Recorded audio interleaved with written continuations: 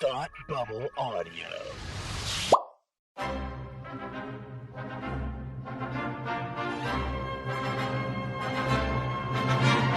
Look, up in the sky! You will never find the more wretched hive of scum and villainy. Welcome to Beer with Geeks with Tim and Frank. Who are you? I'm Batman. I am Iron Man. Your friendly neighborhood Spider-Man. Hi, Christopher. I'm Nero. My name is Inigo Montoya. You're a wizard, Harry. A couple of guys with a couple of beers and a whole lot of pop culture nostalgia. Make it so, number one. Ladies and gentlemen, the Beatles. Name the dog Indiana. Life finds a way. I am serious. And don't call me Shirley. Now sit back and crack open a cold one, because it's time for Beer with Geeks. It comes in paints? Shaken, not stirred. Great Scott! I was way off. I knew it started with an S, though. Hi, and welcome to Beer with Geeks, where two geeks geek out with beer. I'm Tim, and with me, as always, is my man who I made a list, Frank. How are you today? You made me make a list. I made you make a list. I had to make a list. Why'd you do this to me? I love it when I make you make lists. And to narrow things down and make decisions and gross. Steven, I make lists all the time. Liam, that's exactly what I'm looking for. You've seen that bit, right? The Life's Too Short bit? Yes, I've seen that bit. It's so good. Anyway, you can link it in the notes. Liam Neeson. Yes, I can. Liam Neeson, thank you very much. So I'm not going to bother to explain it. Anyway, Welcome to Beer with Geeks, where two geeks geek out with beer. I'm Tim, and this is Frank. And Frank, you're probably drinking a beer, if I'm not mistaken. You're not mistaken. I am drinking a beer. Oh, good. Thank God. I was so confused. All right. I'm glad. I'm glad we get that settled. Yes. In fact, I'm drinking a beer, and that beer is the Boatswain Heavy Lift Vessel Ale. This is, I've not heard of this brewery outside of finding it at Trader Joe's, so I kind of wonder if it is a Trader Joe's exclusive. It is from Wisconsin, from Minhas Craft Brewery. You tell me how to pronounce it. Someone from Wisconsin can probably tell me that better. But it's actually like a strong, slightly bitter ale. I think it's considered an American strong ale, which I've not seen anywhere else, or have not sampled others that I can remember of this type. But it's malty, not super hoppy, strong. I only had one of them, but I wish I had more. I'm gonna have to go pick up more because this is pretty delicious. I'm a pretty big fan of it. So good. Boatswain Heavy Lift Vessel Ale. That sounds great. I am glad that you're drinking that. Thank you. I am drinking an Omission Lager, Frank, because the gluten and stuff. But Omission's good. They're real good. They're real good. In fact, I saw they were doing a deal on them at my local Total Wines. I'm going to have to go pick up some because I'm a big fan of the Omission Lager.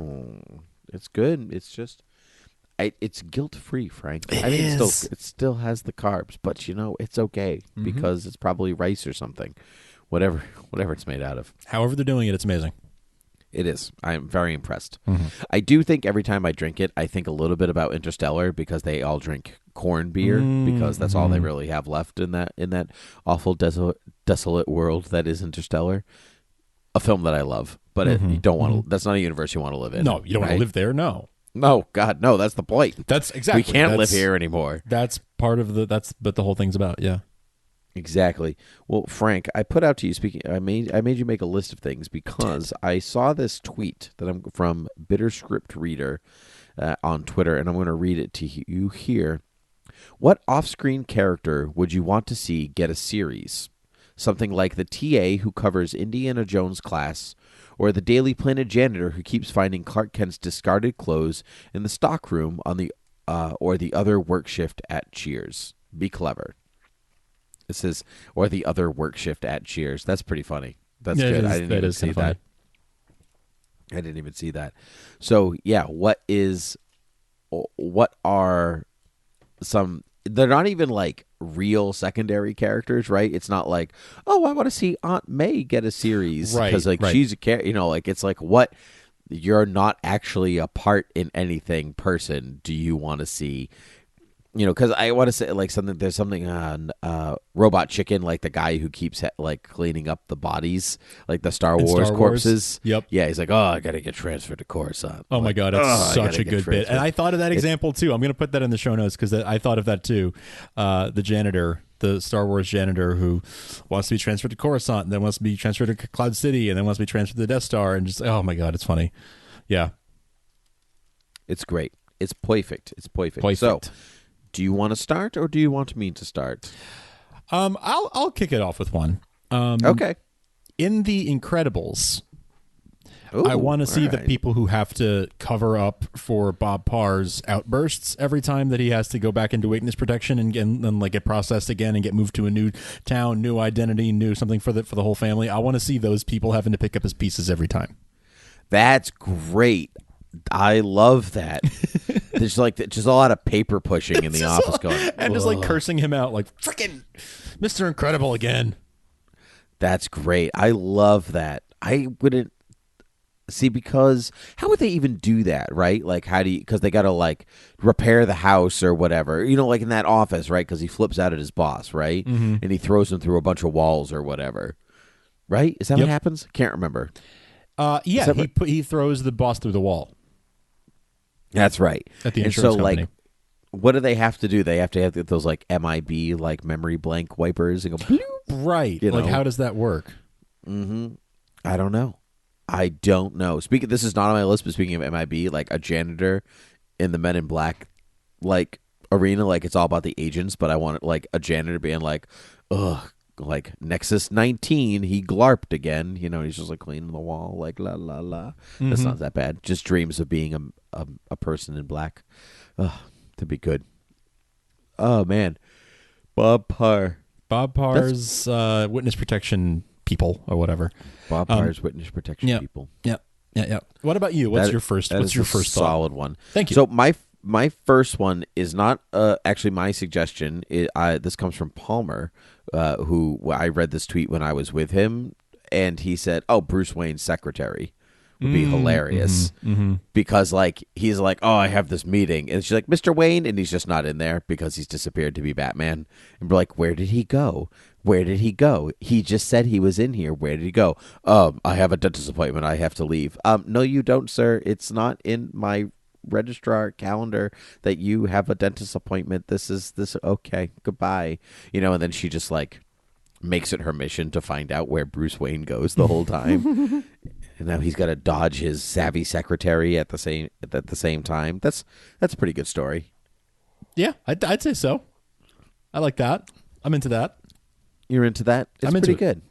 You're into it. I like when you're into things. What else do you have? Okay, so this one kind of exists, but I want more of it, and I want to see it as a show. Damage Control. Yeah, all right. You want to see it as a show? Yeah. Like you just like people cleaning up drywall explosions. Well, is what you like. Well, with the Bob Parr thing, it was less about the actual physical cleanup and more about the like crafting the cover-up story and sort of like the every time this guy goes off the handle, like that gives us more work.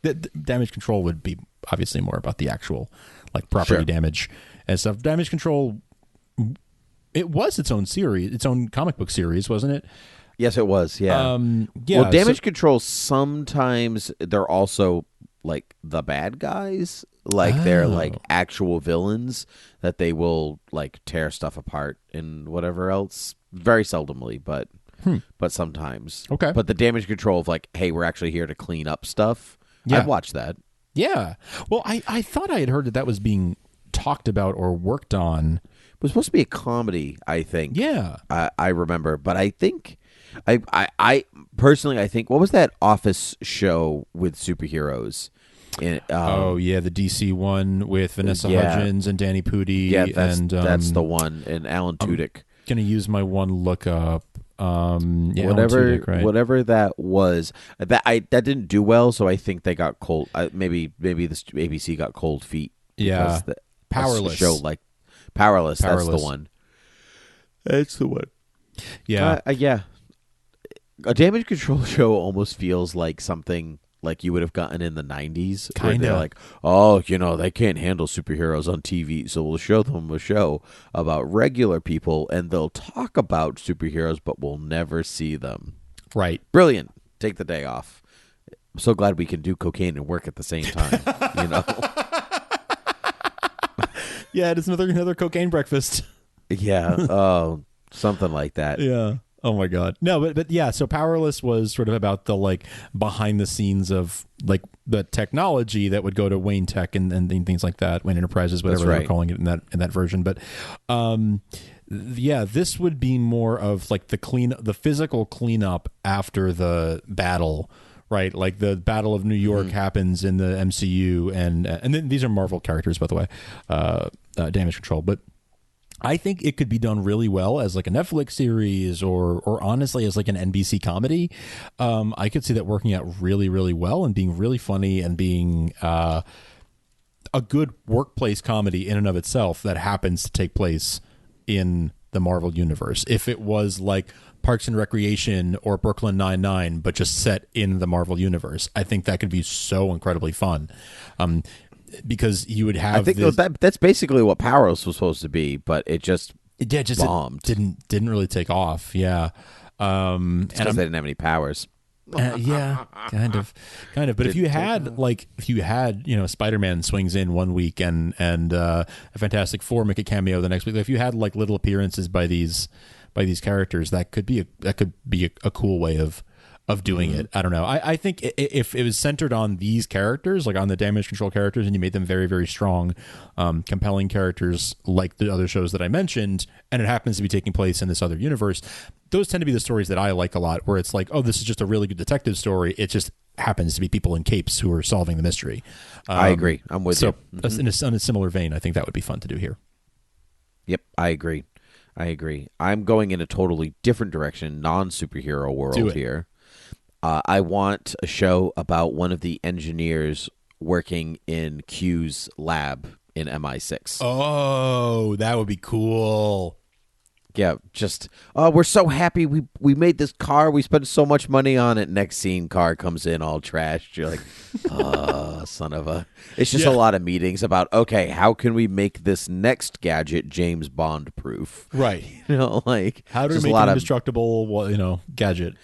Yeah, but it's not, because he always presents Q always presents the gadgets of, like, oh, your gem trousers, you pull on the tab and gem pops out or whatever it is, I want a series of them figuring out, like, executing that plan, right? Like, what do they need? What would be cool? How do we make it? What are the weird versions that we come up to get there? The different prototypes, how they go wrong.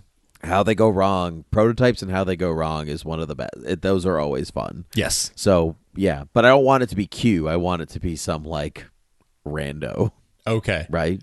Yeah. I wanted some guy that, like, I'm just so excited to work for MI6. Right. It's going to be so exciting. I'm going to make so many fun things. Is it like Q is the boss and, like, that guy you're talking about pitches all these things to Q? That's right. Q's the boss. So hear me out here. All right.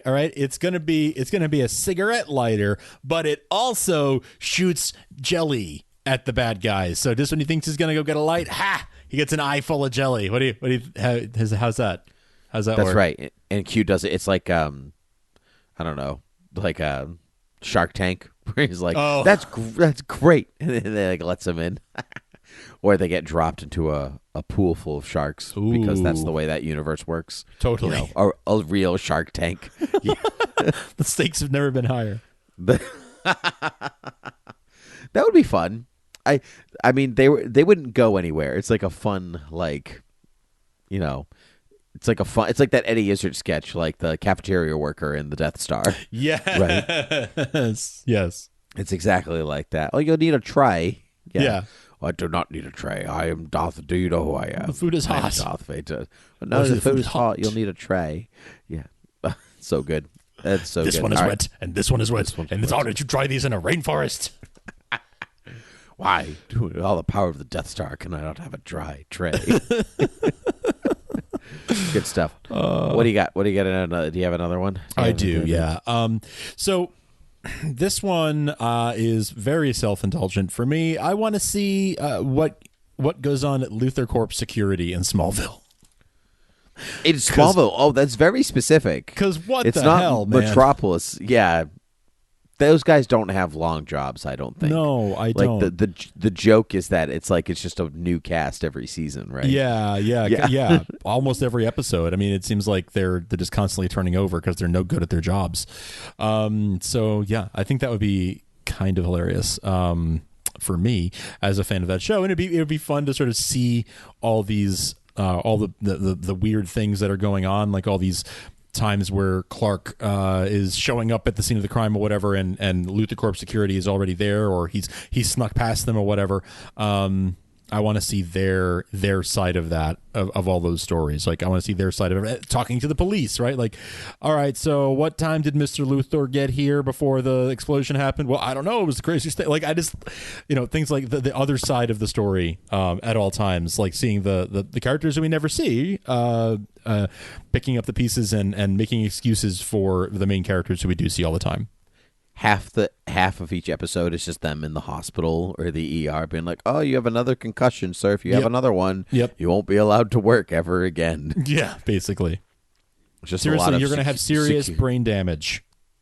If you did a crossover show, so you did that, but you also did security at the Luthor Mansion, I think that would also work. Mm-hmm. Because they're always rushing in and be like, "Mr. Luthor's on the floor again." Like, oh, just leave him. He's probably just having an out-of-body experience, or, he's a twin, or, or something. I wouldn't worry about it. He'll be fine. Clark will come along and save him. It's not a big deal. It's no big deal. It's no big deal. It's just Wednesday. It's just Wednesday. It's not even Tuesday. It's just another day. Another day. All right, I have another one. Hit me. I want a Hobbit who does not go on an adventure. He just stays. He just stays in Hobbiton or whatever. And that's the whole story. Boring Hobbit. You just even if you did the Hobbit, like a what if the Hobbit, and it's just like Gandalf comes, he's like, "I'm looking for someone to share an adventure with," and Bilbo says, "No, thank you," and then he just doesn't join the dwarves. Just makes a cup of coffee and some cakes. It just stays there. But a show about like watching Bilbo, like the first episode is watching Bilbo run off. He's like, "I'm going on an adventure," and he runs off. He's just like, and then he just continues to brush his front stoop or whatever, goes inside, makes a cup of tea, sits down, reads a book, waters the plants. That's it. That's the whole show. That's amazing, and I love nothing happens. Because nothing happens in Hobbiton. Literally nothing happens. If you read the books, stuff happens. But if you take it from the movie, if you take it in the Lord of the Rings, but if you take it from the movie, everything's exactly the same as a year later, when Frodo, Sam, Merry, and Pippin leave as to when they come back. What happened in that year? What the Hobbit politics that happened during that year? Hobbit politics. Oh, I see God. Sandy Marksman is still mayor. Oh well, God. Then that's great. And then they just move on with their lives. Just the notion of Hobbit politics is the most hilarious thing I think I've ever heard in my life. Hobbit politics. Hobbit politics. It's just small town politics because they're small. They're diminutive. I think that would be fun. People, know what the funny thing is, though, that I think people would watch it. I think they would. I think it wouldn't be. I don't think it would be a huge you're not talking millions of viewers, but there's a healthy amount of people out there who would be like, "I'll check out the first episode. I'll see what this is about." Right. Some of these you probably wouldn't be able to get off the ground. Other shows, I think you would make it okay. Hey man, your Lord of the Rings Amazon Prime series could be this. Right. It could be this. I'm sure it's not. I'm sure it's not, but it could be. You should pitch this on Token TV Talk and see what the guys think. This is the low budget version of it. It's just this is the web series. You watch Bilbo run off. This is the web series spin-off of that show. Right. You know what this is? This is Thor's roommate. Those Taika Waititi shorts that he made. Daryl, Thor's roommate. Yes. It's that's kind of what these are. That is kind of what this is. Yeah. It's more of an SNL sketch or something than a show of its own, but it's still hilarious. Oh, it's amazing. You've heard of I have Bilbo one more. and Frodo, but have you heard of Nodo? Nodo? Leave me alone. I just want to drink me tea. I want to drink tea. Tea and I don't want to scones. go on adventures. No adventures, please. No the only adventures adventure today. is to get up from the chair, to go into the pantry, to go into the kitchen, to then go back to the chair. Second breakfast is the only thing I'll be doing today. What adventurous thing did you do today? I was in the garden and I forgot about second breakfast. It was tragic. How embarrassing. How embarrassing. How embarrassing. Anyway, I want a little spin-off of those tiny toddler Jedi Padawans. Oh. in episode 2, just going through their little lessons. It's just like Jedi training with a lightsaber, and then they're like, okay, it's coloring time, and then just like hop on the floor and start coloring Star Wars pages. They're like, Master Yoda, I got you. I'm gonna make you purple. The series finale will be devastating for that show, won't it? Oh my God, yes. Oh, that's not. Ooh, yeah, that doesn't end well. No, it does not. That quite literally doesn't end well. Oof. No, hopefully canceled before we get there. Mm-hmm. Anyway, I think I have one more. If you'd like another one, I would. I want somebody who works in Hogsmeade in Harry Potter. Okay. Like, just like in one of the shops, like randomly, like the post office or something like that. Like nothing special, but like the big episodes are like when all the kids come to town and they're like, oh, it's a Hogsmeade visit weekend. They're like, ugh, the students are here. Because in the book, it's always like, it's a Hogsmeade weekend. We get to go to the village and buy stuff. Right. And then they're like, ugh, teenagers are coming. And it's just all the kids just like massacring the store. That's hilarious. That'd be hilarious. Especially hilarious. I love that idea. I feel like I had a similar experience to this recently. A few weeks back on Christmas Day, we spent Christmas this year. On Christmas Day? On Christmas. Happy Christmas, Ron. Happy Christmas, Harry. I spent Christmas Day, my wife and I did with her family this year, and we went to Busch Gardens, Tampa, in Florida, on Christmas Day. And very Christmassy of you. It was actually lovely. It was very Christmassy. They do a really nice job there on Christmas. There's lots of very Christmassy stuff all around all day long. It was great. I did see your Graham stories. I enjoyed them. Oh, it was fun. Great. Yeah, we had a nice time. But I felt bad for the staff who were working there on Christmas Day, and I assume that many of them don't celebrate Christmas and whatnot. But there were some people who seemed like they were a little unhappy to be there, so we were trying to be like extra nice to them, because they're working on a holiday and all that, and they're probably short staffed and that kind of thing. So this idea, I think, fits kind of perfectly, because I kind of got a little peek into what that would be like. That would be great. It would be. That's good. Working on Christmas, man. That is tough. I remember when I worked at Blockbuster. Hold your applause. And they would always.